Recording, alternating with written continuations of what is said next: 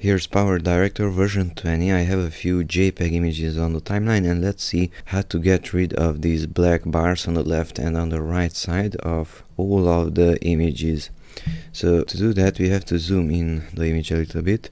Click on the first clip and you have these white dots in the corner. Grab, let's say, the left corner, and if it's working, because it's not working all the time, notice it's not going outside. If it's working, then grab it and move it out, and now it's working. Okay, so that's the first method. And to send the same setting to the next pictures also, because they have those black bars, right click on the first image which was modified and go here to this which says keyframe, edit clip keyframe and copy keyframe attributes. So we are not using that copy, but we are using here at keyframe, copy keyframe attributes. Okay, click on the next one, hold down the shift key and click on the last image, so all of those are selected.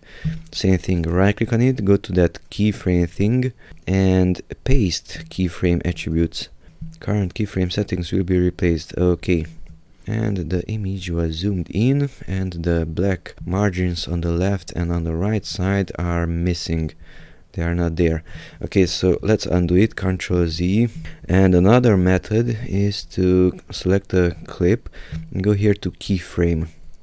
And here at clip attributes, you can open and close those. At clip attributes, you have height and width. So grab those and notice the image is getting larger. Let's make it really large. So we zoomed in quite well.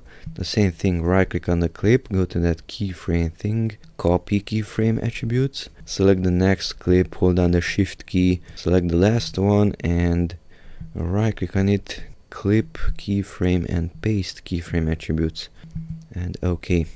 And now these images are also zoomed in quite well. So that's how to get rid of those black bars for multiple images inside PowerDirector version 20.